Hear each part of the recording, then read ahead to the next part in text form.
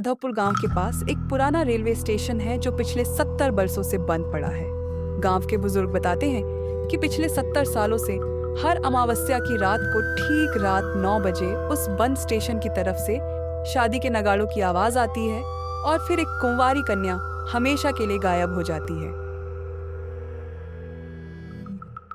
अरे सुरेश काका, आज वह काली अमावस्या की रात फिर से आ गई। वह भूतिया बारात आज फिर हमारे गांव में आएगी। सुरेश काका ने कांपती आवाज में कहा। हाँ बेटा, यह अशुभ रात फिर से लौट आई है। अब पता नहीं किसकी बेटी या किसकी बहन आज इस गांव से हमेशा के लिए विदा हो जाएगी। आज वही काली अमावस्या की रात फिर लौट आई थी। गांव भर में एक अजीब सी सनसनी फैली हुई थी। लोग डरे सहमे आपस में बातें कर रहे थे। पूरे गांव में सन्नाटा पसरा हुआ था।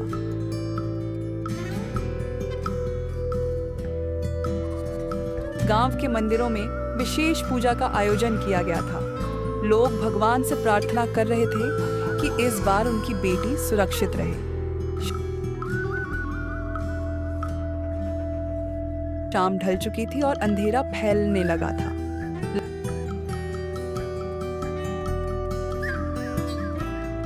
लगभग 7 बजे गांव की एक चाय की दुकान पर कुछ लोग बैठे बातें कर रहे थे। सुरेश काका, आज फिर ठीक रात 9 बजे वो भूतिया बारात आएगी, मगर कब तक वो हमारे गांव से लड़कियों को ले जाती रहेगी? क्या कोई उसे रोक नहीं सकता?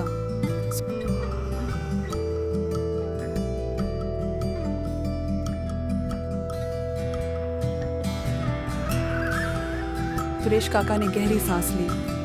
बेटा, गांव वालों ने बहुत कोशिश की थी।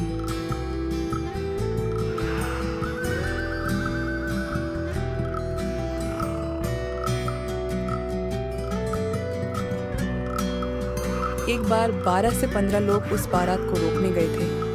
उनमें मेरे पिताजी भी थे, लेकिन उस रात के बाद कई लोग कभी वापस नहीं लौटे। ये सुनकर सभी लोग डर गए। तभी एक बुजुर्ग बोले, अब रात हो गई है, 8 बजे बज चुके हैं, सब लोग अपने घर चले जाओ। सब लोग घर चले गए, लेकिन मंगल और प्रताप के मन में जिज्ञासा बढ़ गई थी। मंगल बोला, यार प्रताप, सब कहते हैं कि भूतिया बारात आती है, लेकिन हमने तो कभी देखी ही नहीं। प्रताप बोला, ठीक कहा तूने, मगर हम कर भी क्या सकते हैं? मंगल बोला, क्यों ना आज हम छिपकर उस बारात को देखें? प्रताप डर गया, तू पागल हो गया है क्या? दोनों गांव के बाहर एक पेड़ के पीछे छिपकर बैठ गए। उधर गांव में राजू की बहन प्रिया कई सालों बाद शहर से गांव आई थी। प्रिया बोली, भैया, आप लोग अभी भी इन भूतिया बातों पर विश्वास करते हो? यह सब अंधविश्वास है? राजू बोला, नहीं प्रिया, यह सच है, और मैंने तुझे कहा भी था कि अमावस्या से पहले गांव मत आना। धीरे धीरे रात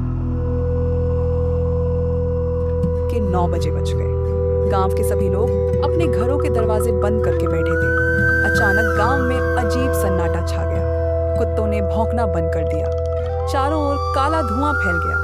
तभी बंद पड़े रेलवे स्टेशन की ओर से शादी के नगाड़ों की आवाज आने लगी। ठम ठम ठम। भूतिया बारात स्टेशन से निकलकर गांव की ओर बढ़ने लगी। उस बारात में किसी का शरीर जला हुआ था, किसी का चेहरा विकृत था, सबकी आंखें खून से भरी थी। सब नाचते गाते गांव की ओर बढ़ रहे थे। वह बारात जाकर रुकी राजू के घर के सामने। भूतिया दूल्हे ने दरवाजा तोड़ दिया। राजू बोला, मैं अपनी बहन को तुम्हारे साथ नहीं जाने दूंगा। भूतिया दूल्हा हंसा, आज तुम्हारी बहन मेरी दुल्हन बनेगी। राजू और उसकी पत्नी ने उसे रोकने की कोशिश की, लेकिन भूतिया दूल्हे ने दोनों को मार डाला। प्रिया रोने लगी, लेकिन उस दूल्हे ने उसे पकड़ लिया और अपने साथ स्टेशन की ओर ले जाने लगा। भूतिया बारात फिर स्टेशन पहुंच गई। तभी अंधेरे में से एक भूतिया ट्रेन आई। ट्रेन के अंदर बहुत सारी आत्माएं बैठी थी। भूतिया दूल्हे ने प्रिया को ट्रेन में बैठा दिया।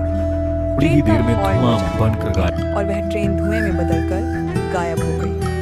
अगली सुबह गांव वालों को पता चला कि राजू और उसकी पत्नी मारे गए हैं और प्रिया गायब है। मंगल और प्रताप उस रात को कभी नहीं भूले।